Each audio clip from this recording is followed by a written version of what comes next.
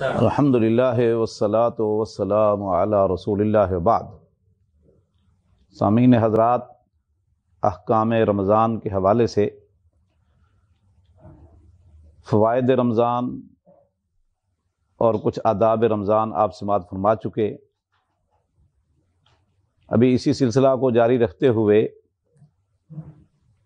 پھر احکام رمضان بیان کیے جا رہے ہیں۔ قرآن حکیم میں اللہ رب العزت نے جب مسلمان مرد عورت پر رمضان کے روزے فرض ہونے کی اطلاع دی، حکم صادر فرمایا، تو ساتھ ہی مریض اور مسافر کو رمضان کے روزے رکھنے سے رخصت عطا فرمائی ہے۔ اللہ فرماتے ہیں فمن کان منکم مریضا او علی سفر فعدۃ من ایام اخر، کہ آپ میں سے جو شخص مرد ہو یا خاتون، مریض ہو یا مسافر ہو، تو وہ اگلے 11 مہینوں میں ان رمضان کے چھوٹے ہوئے روزوں کی گنتی پوری کر لے، یعنی قضا دے دے۔ تو مریض اور مسافر کو رخصت ہے، اور مریض دو قسم کے ہوتے ہیں۔ ایک مرض ہے عارضی اور ایک مرض ہے دائمی۔ عارضی مرض جیسے بخار ہے یا کوئی اور تکلیف ہے، تو ایسی صورت میں اسے رمضان کے روزوں کی قضا ہی دینی پڑے گی۔ وہ جب چاہے جس طرح چاہے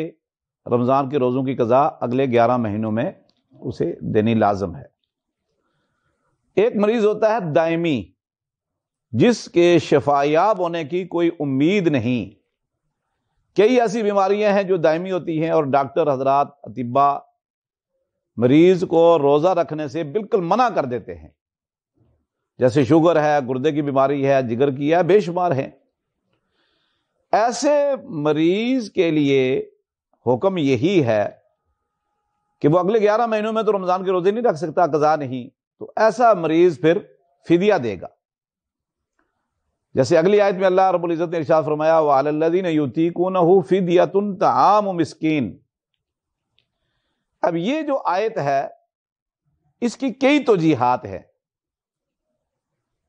عبداللہ ابن مسعود رضی اللہ تعالیٰ عنہ کے پاس جو قرآن حکیم کا نسخہ موجود تھا، اس میں یہ تھا وَعَلَى الَّذِينَ لَا يُطِيقُونَهُ فِدْيَةٌ طَعَامُ مِسْكِينٍ، کیونکہ قرآن کریم 7 لغات میں نازل ہوا ہے، مختلف 7 لغات میں نازل ہوا ہے، اور ہر لغت، ہر قبیلے کی جو 7 بڑے قبیلے ہیں ان کی لغات میں تھوڑا بہت فرق تھا، الفاظ میں فرق تھا، اور یہ کتاب و سنت کے اندر یہ تفصیل موجود ہے۔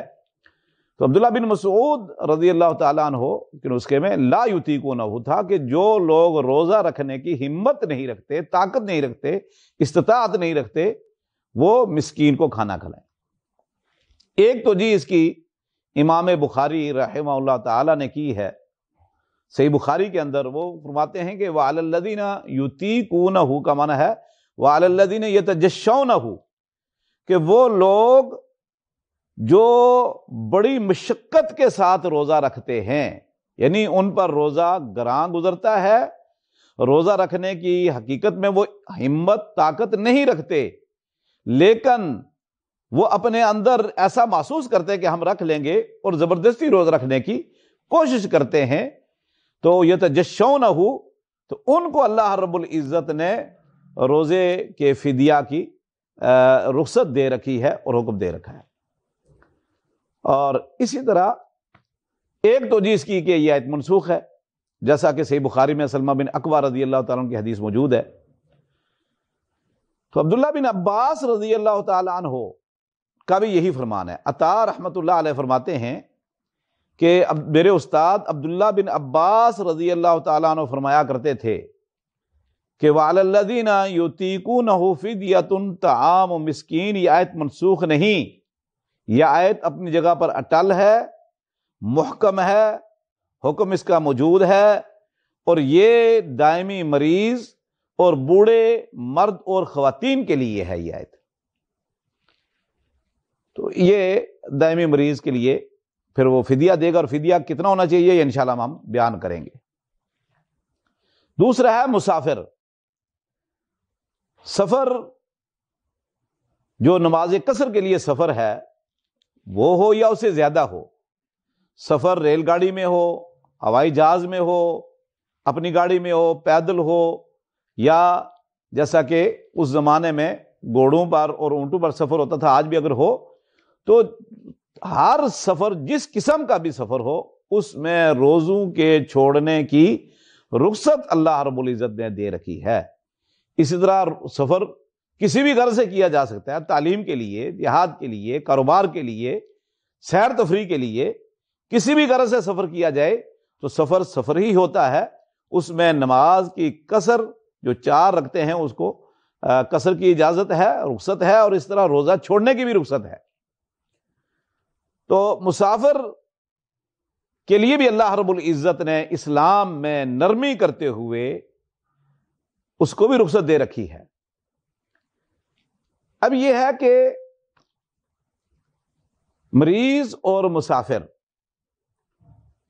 ان کے لیے افضل کیا ہے، روزہ چھوڑ دینا یا روزہ رکھنا؟ یہ بات انتہائی قابل غور ہے۔ تو اس میں سب سے پہلے تو اللہ رب العزت نے ہمیں 2 قسم کے احکام دیے ہیں۔ رخصت تو دے دی، فمن کان منکم مریضا او علی سفر فعدۃ من ایام اخر، اور یہ آیت 2 بار سورہ بقرہ میں قریب آئی ہے۔ رخصت اپنی جگہ پر اٹل ہے، اس میں کوئی شک نہیں، اللہ کی طرف سے دی ہوئی ایک سہولت ہے، آسانی ہے۔ لیکن روزہ رکھنے اور نہ رکھنے کے حوالے سے اللہ رب العزت نے ایک عام اصول بیان کیا، وَمَن تَطَوَّعَ خَيْرًا فَهُوَ خَيْرٌ لَهُ، کہ جو آدمی نیکی میں حصہ لینا چاہتا ہے، اپنی طرف سے بڑھ چڑھ کر نیکی کرنا چاہتا ہے، یہ اس کے لیے بہتر ہے، یہ اس کے لیے اچھا ہے۔ اور اسی طرح روزوں کے ضمن میں جہاں مریض اور مسافر کو اجازت دی ہے، آگے چل کر اللہ رب العزت نے فرمایا وَأَن تَصُومُوا خَيْرٌ لَكُمْ، اور اگر آپ روزہ رکھ لو تو یہ آپ کے لیے بہت بہتر ہے۔ اسی طرح نبی کریم صلی اللہ علیہ وسلم کی زندگی حیات مبارکہ میں ہم دیکھتے ہیں کہ لوگ مریض بھی ہوتے تھے اور سفر پر بھی ہوتے تھے، تو اگر وہ ہمت کوئی مریض پاتا ہے جس سے اس کے اعضاء کے کو نقصان یا اس کی جان کو نقصان یا بیماری کے بڑھنے کا اندیشہ نہ ہو، اور ڈاکٹر حضرات سختی سے منع نہ کریں، اسے دونوں آپشن دیں، تو ایسی صورت میں روزہ رکھ لینا افضل ہے۔ اسی طرح سفر ہے، اللہ کے نبی صلی اللہ علیہ وسلم نے اپنی زندگی میں جہاد کے لیے کئی سفر کیے ہیں، مشرق و مغرب، شمال و جنوب کی طرف، اور اسی طرح آپ نے جو سفر کیا ہے عمرے کے لیے، تو یہ سفر میں انس بن مالک، عبداللہ بن عمر، عبداللہ بن مسعود اور دیگر کئی صحابہ کرام رضوان اللہ علیہم اجمعین اس سفر رمضان کے دوران جو سفر ہوتا تھا اس کی کیفیت بیان کرتے ہیں کہ من الصائم و من المفطر، اللہ کے نبی صلی اللہ علیہ وسلم کے ساتھ ہم سفر کر رہے ہوتے تھے دور دراز کا، حالانکہ وہ مشقت والا سفر تھا، اس کے باوجود ہم میں سے کئی ایسے لوگ ہوتے تھے اس قافلے میں جو روزہ دار ہوتے تھے، روزے سے ہوتے تھے، اور کئی ایسے ہوتے تھے جنہوں نے روزہ نہیں رکھا ہوتا تھا، یعنی رمضان کے دن میں روزہ چھوڑ دیتے تھے وہ رخصت سے فائدہ اٹھاتے ہوئے۔ اور یہ فرماتے ہیں کہ روزے دار مفطرین پر کوئی اعتراض نہیں کرتے تھے، اس طرح جو روزے سے نہیں ہوتے تھے مفطرین، وہ روزہ داروں پر اعتراض اور الزام نہیں لگاتے تھے اور عیب نہیں لگاتے تھے، یعنی ایک دوسرے پر کوئی عیب نہیں لگاتے تھے کہ بھئی آپ نے کیوں رکھا ہے، آپ نے کیوں چھوڑا ہے، بس اپنی اپنی مرضی ہے، جس کے اندر ہمت ہے اسے رکھ لیا، جس کی ہمت نہیں ہے یا جس کو نہیں پسند اسے چھوڑ دیا۔ اللہ کی دی ہوئی ایک رخصت ہے، اجر و ثواب اس کا ایک الگ ہے، فضیلت اس کی ایک الگ ہے۔ البتہ اگر سفر ایسا ہے کہ روزہ رکھنا مشقت ہے تو اس کیفیت میں سفر کے دوران روزہ چھوڑ دینا افضل ہے۔ اس کی دلیل کیا ہے کہ صحیح بخاری اور مسلم میں واقعہ موجود ہے کہ عثفان نامی جگہ پر جب اللہ کے نبی صلی اللہ علیہ وسلم مکہ فتح کرنے کے لیے گئے ہیں تو رمضان کا مہینہ تھا، 21 رمضان کو مکہ فتح ہوا ہے، تو آپ صلی اللہ علیہ وسلم رمضان شروع ہو چکا تھا جب مدینہ سے نکلے، تو راستے میں کئی لوگوں کا روزہ تھا، کئی کا نہیں روزہ تھا۔ عثمان نامی جگہ پر جب آپ پہنچے تو دیکھا کہ ایک شخص جو ہے وہ لیٹا ہوا ہے اور کچھ لوگ پانی کے چھینٹے مار رہے ہیں اور ہوا جال رہے ہیں، اس کو رش تھا۔ اللہ کے نبی صلی اللہ علیہ وسلم قافلے میں پیچھے آ رہے تھے تو آپ گزرے تو پوچھا کیا ماجرا ہے؟ بتایا گیا کہ اس آدمی نے رمضان کا روزہ رکھا ہوا تھا اور شدت پیاس کی وجہ سے، تھکاوٹ کی وجہ سے یہ اب اس کے اندر ہمت نہیں کہ یہ چل سکے، تو اس لیے کوئی چھینٹے مار رہا ہے، کوئی ہوا جل رہا ہے۔ تو آپ صلی اللہ علیہ وسلم نے اس کیفیت میں جب یہ دیکھی، یہ کیفیت کہ کئی لوگوں نے روزہ رکھا ہوا اور بڑی مشقت سے، اب عصر کی نماز پڑھ چکے تھے نبی کریم صلی اللہ علیہ وسلم صحابہ کرام، اور یہ معاملہ ہو چکا تھا۔ آپ نے پانی کا پیالہ منگوایا، حالانکہ آپ صلی اللہ علیہ وسلم اونٹ پر بیٹھے ہوئے تشریف فرما تھے، پانی کا پیالہ منگوایا اور منگوا کر سب لوگوں کے سامنے نبی کریم صلی اللہ علیہ وسلم نے پانی نوش فرمایا، یہ باور کرواتے ہوئے، دکھاتے ہوئے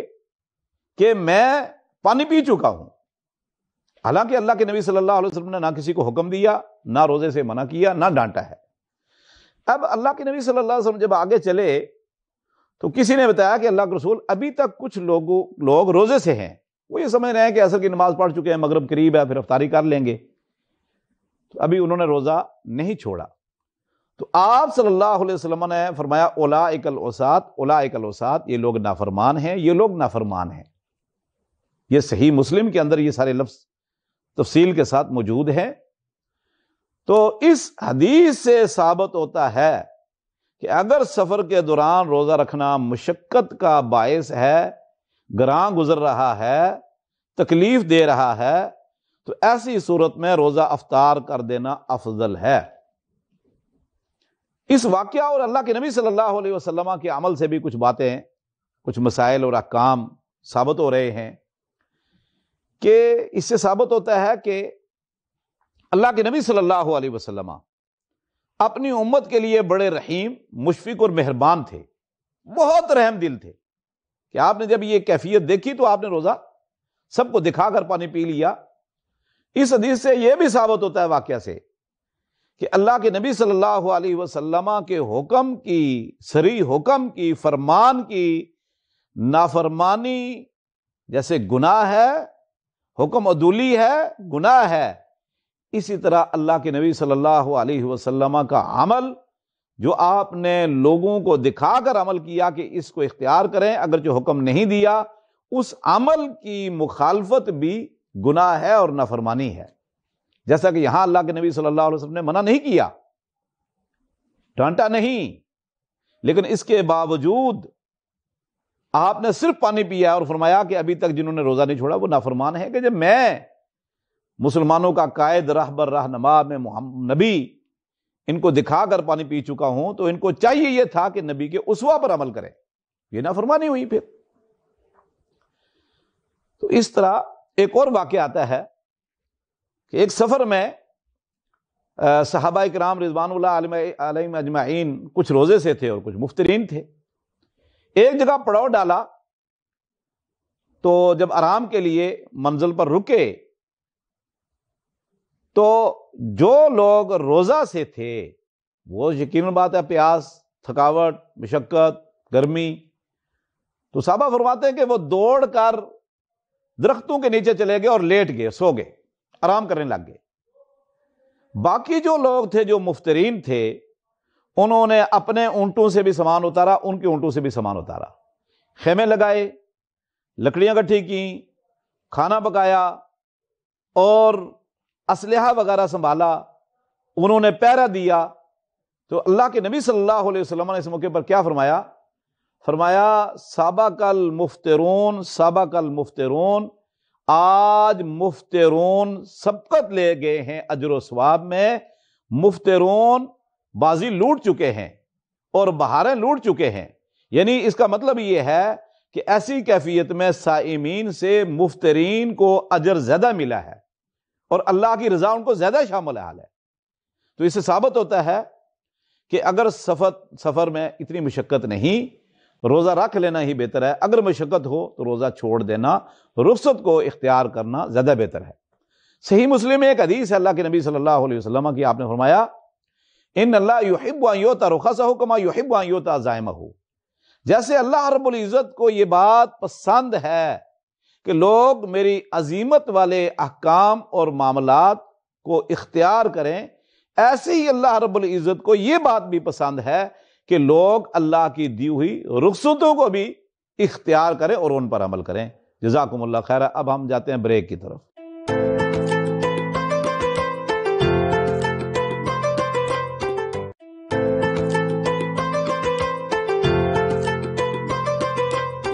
الحمدللہ والصلاۃ والسلام علی رسول اللہ وبعد۔ فدیہ کتنا ہونا چاہیے اور یعنی اس کی مقدار کیا ہے، اور کتنے وقت کا کھانا مسکین کو کھلانا چاہیے یا اس کی رقم دینی چاہیے، اس کے احکام کے حوالے سے آج ہم بات کرتے ہیں، کیونکہ قرآن مجید میں اللہ رب العزت نے ارشاد فرمایا وَعَلَى الَّذِينَ يُطِيقُونَهُ فِدْيَةٌ طَعَامُ مِسْكِينٍ، کہ مسکین کو فدیہ میں طعام کھانا کھلائیں۔ اس حوالے سے کتاب و سنت میں احکام واضح ہیں۔ صحیح راجح قول کے مطابق، کتاب و سنت کے مطابق، ایک روزے کے بدلے میں ایک مسکین کو ایک وقت کا کھانا کھلانا ہے، اور اس کے کئی دلائل ہے۔ ایک روزے کے بدلے میں ایک مسکین کو ایک وقت کا کھانا، دلیلیں اس کی یہ ہیں کہ نافع رحمۃ اللہ علیہ فرماتے ہیں کہ عبداللہ بن عباس رضی اللہ تعالیٰ عنہ نے یہ آیت تلاوت کی وَعَلَى الَّذِينَ يُطِيقُونَهُ فِدْيَةٌ طَعَامُ مِسْكِينٍ، تو آپ نے فرمایا اِنَّهَا لَيْسَتْ مَنْسُوخَةً، یہ آیت منسوخ نہیں بلکہ یہ محکم ہے، اپنی جگہ اس کا حکم موجود ہے، اور یہ آیت انتہائی بوڑھے مرد و خواتین کے لیے ہے، اور وہ روزہ رکھنے کی ہمت نہیں رکھتے، لہذا وہ روزہ چھوڑ دیں اور ایک روزے کے بدلے میں ایک مسکین کو وہ کھانا کھلا دیں، اور فلا قضا علیہما، اور ان دونوں پر کوئی قضا نہیں۔ یہ ان کا حکم جو ہے، یہ اثر جو عبداللہ بن عباس رضی اللہ تعالیٰ عنہ کا امام بخاری رحمۃ اللہ علیہ نے صحیح بخاری کتاب و تفسیر میں نقل کیا ہے، اور اسی طرح علامہ البانی رحمۃ اللہ علیہ نے اس کو ارواء الغلیل میں نقل کر کے اس کی سند کو صحیح قرار دیا ہے۔ اسی طرح کا یہ سنن بہقی میں، تفسیر طبری میں بھی یہ صحیح سند کے ساتھ عبداللہ بن عباس رضی اللہ عنہ کا یہ فتویٰ اور اثر موجود ہے۔ امام بخاری رحمۃ اللہ علیہ لائے ہیں صحیح بخاری کے اندر انس بن مالک خادم رسول رضی اللہ تعالیٰ عنہ کا یہ عمل لائے ہیں کہ جب وہ بوڑھے ہو گئے، بڑھاپے میں رمضان کے روزے رکھنے کی جب استطاعت اور ہمت نہیں تھی، تو وہ کیا کرتے تھے کہ وہ ایک بڑا تھال جو ہے یا بڑا برتن جو ہے، وہ اس میں گوشت کے شوربے میں روٹی بھگو دیتے، اس کے سرید بناتے، اور 15 یا 30 مساکین کو بلاتے، فَأَشْبَعَهُمْ، اور ان کو سیر ہو کر کھانا کھلا دیتے تھے۔ یہ طبرانی میں، سنن بہقی میں، دارقطنی میں بھی یہ اثر موجود ہے، اور امام بخاری رحمۃ اللہ علیہ نے اس کو صحیح بخاری کے اندر معلق نقل کیا ہے۔ اور ایک دوسری روایت میں بھی آتا ہے صحیح بخاری میں معلق کہ اطعم انس بن مالک بعدما کبر عامن و عامین، 1 سال اور 2 سال انہوں نے یہ کام کیا کہ کل یوم مسکینا خبزا و لحما واقتا، کہ ایک روزے کے بدلے میں ایک مسکین کو وہ کھانا کھلاتے تھے، بعض اوقات 10 مسکین کو، بعض اوقات 15 کو، بعض اوقات اس سے زیادہ کو ایک ہی وقت میں بلا دیتے، اور شوربے کے اندر روٹی بھگو کر اور ساتھ پنیر کے ساتھ ان کو سیر ہو کر کھلا دیتے تھے۔ تو اس سے ثابت ہوتا ہے کہ ایک روزے کے بدلے میں ایک مسکین کو ایک وقت کا کھانا ہے۔ اس طرح امام شافعی رحمۃ اللہ علیہ نے کہتے ہیں کہ مجھے مالک نے بیان کیا، وہ نافع سے، وہ عبداللہ بن عمر رضی اللہ عنہ سے بیان کرتے ہیں کہ عبداللہ بن عمر رضی اللہ عنہ سے پوچھا گیا کہ حاملہ عورت اگر اس کو ڈر ہے کہ اگر میں روزے رمضان کے روزے رکھوں گی تو بچے کو نقصان ہو جائے گا یا مجھے نقصان ہو جائے گا دوران حمل، تو وہ خاتون کیا کرے؟ تو عبداللہ بن عمر رضی اللہ تعالیٰ نے فرمایا اذا خافت علی ولدہا، جب وہ اپنے بچے کے حوالے سے اس کو اندیشہ ہو یا خود اس کو اپنے جسم کا نفس کا اندیشہ ہو، تفطر وتطعم کل یوم مسکینا مدا من حنطۃ، وہ رمضان کے روزے چھوڑ دے، اور کیونکہ اگلے 11 مہینے میں وہ نہیں رکھ سکتی کیونکہ پھر مرضیہ ہو جائے گی، تو وہ روزہ چھوڑ دے اور پھر ایک مد گندم یا آٹا جو ہے وہ ایک مسکین کو کھلائے۔ یہ ان کا فتویٰ امام شافعی رحمۃ اللہ علیہ نے میں بھی اور موطا امام مالک کے اندر بھی یہ موجود ہے۔ اسی طرح عبداللہ بن عباس رضی اللہ تعالیٰ عنہ سے سوال کیا گیا، پوچھا گیا کہ اگر کوئی عورت حاملہ ہے یا مرضیہ ہے، یعنی بچے کو دودھ پلاتی ہے اور وہ اسے اپنے نفس کے ضرر کا اندیشہ ہے یا بچے کے حوالے سے، تو یہ حاملہ اور مرضیہ کیا کریں؟ تو انہوں نے فتویٰ دیا کہ یہ دونوں روزہ چھوڑ دیں اور ایک روزے کے بدلے میں ایک مسکین کو کھانا کھلائیں۔ یہ ان کا فتویٰ سنن دارقطنی کے اندر صحیح موجود ہے سند کے ساتھ، اور علامہ البانی رحمۃ اللہ علیہ نے اس کو ارواء الغلیل میں اس کی سند کو درست قرار دیا ہے۔ اور عبداللہ بن عمر رضی اللہ تعالیٰ عنہ کہ اپنی ایک لونڈی کا واقعہ ہے کہ جب وہ حاملہ تھی تو انہوں نے اس کو حکم دیا تھا کہ آپ روزہ چھوڑ دو اور پھر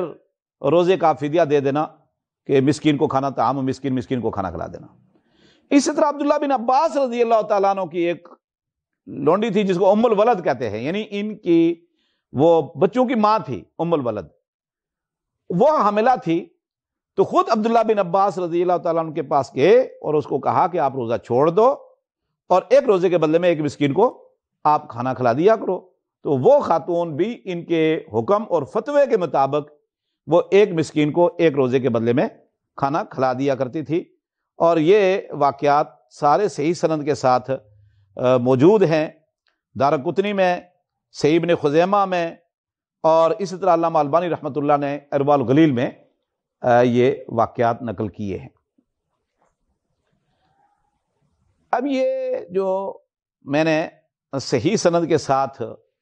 فدیے کے احکام بیان کیے ہیں، تو ایک بات کی میں وضاحت یہاں ضروری سمجھتا ہوں، وہ اکثر لوگوں کے ذہن میں یہ سوال پیدا ہوتا ہے، لوگ سوال کرتے بھی ہیں کہ اگر کسی بھی مسکین کو فدیے میں، وہ کسی بھی چیز کا فدیہ ہو یا رمضان کے روزوں کے چھوٹنے کا فدیہ ہو، تو وہ پیسے دے دیں یا کھانا کھلائیں۔ جتنی بھی روایات میں نے آپ کے سامنے بیان کی ہیں، جتنے بھی واقعات بیان کیے ہیں، یہ آپ سن چکے کہ یہاں ان لوگوں نے کھانا کھلایا ہے۔ اسی طرح احادیث میں بھی قرآن میں وَعَلَى الَّذِينَ يُطِيقُونَهُ فِدْيَةٌ طَعَامُ مسکین، طعام کا ذکر ہے، اور صدقۃ الفطر میں بھی طعام کا ذکر ہے۔ لیکن ایک بات یہاں یاد رکھیں کہ حالات کے بدلنے سے اور علت کے بدلنے سے، اسباب کے بدلنے سے احکام بدل جایا کرتے ہیں ضرورت کے وقت، کیونکہ ایک فقہ کا مسلمہ اصول ہے، قاعدہ فقہی ہے، الضرورات تبیح المحظورات، کہ ضرورتیں جو ہیں یہ محظور اور حرام چیزوں کو بھی بعض اوقات حلال کر دی ہے۔ جیسے فمن کان منکم، جیسے قرآن مجید میں ہے کہ فمن اضطر غیر باغ ولا عاد فلا اثم علیہ، کہ جو انتہائی مجبور ہو اور مشقت میں ہو تو وہ اپنی ضرورت کو پورا کرنے کے لیے اگر کوئی حرام چیز کھا سکتا ہے زندگی برقرار رکھنے کے لیے، تو اللہ فرماتے گناہ نہیں، لیکن غیر باغین ولا عاد، نہ وہ بغاوت کرنے والا ہو اور نہ حدوں کو کراس کرنے والا ہو، زیادتی کرنے والا ہو۔ تو اس حوالے سے جو بات حقیقت پر مبنی ہے وہ میں آپ کو بتا دیتا ہوں یہاں، کہ آج کل یہ جو فدیہ ہے، میں نے کل بھی بیان کیا تھا کہ فدیہ دراصل یہ لوگوں کی ضرورت پورا کرنے کے لیے ہے، ایک احساس ہمدردی ہے، کئی چیزوں میں کفارہ فدیہ کے طور پر ہے۔ تو اب لوگوں کے ساتھ ہمدردی کس طرح کی جا سکتی ہے؟ حالات بدلنے سے واقعات بدل جاتے ہیں. مثال کے طور پر آج اس وقت یہ یاد رکھیں اللہ کے نبی صلی اللہ علیہ وسلم کے عہد مبارک میں خلفاء راشدین کے عہد مبارک اور کافی عرصہ تک اس عہد ان زمانوں میں جو زر مبادلہ تھا وہ غلہ تھا. زر مبادلہ جو تھا وہ غلہ تھا. اور آپ جتنی احادیث دیکھیں اس میں غلے کا ذکر ہے. البر بالبر والملح بالملح والشعیر بالشعیر والتمر بالتمر، اور اسی طرح کی بے شمار الطعام بالطعام. تو غلہ ہی زر مبادلہ تھا، غلہ ہی اہم ترین تھا. ضرورت کی زندگی کی سب سے بڑی ضرورت غلہ تھا. لوگ لین دین بھی اسی میں کرتے تھے، معاملات بھی اسی میں کرتے تھے. آپ جتنے بھی نبی کریم صلی اللہ علیہ وسلم کے دور کی احادیث، سیرت، واقعات آپ اٹھا لیں، اس کی تائید کرتے ہیں. لیکن آج لوگوں کی ضرورتیں تھوڑی بدل چکی ہیں. مثال کے طور پر اب ایک آدمی غریب ہے، مسکین ہے، فقیر ہے. اب اس نے گھر کا کرایہ بھی دینا ہے. اگر وہ گھر کے کرائے پر گھر پر رہتا ہے، کرائے والے گھر میں رہ رہا ہے، کرایہ بھی دینا ہے،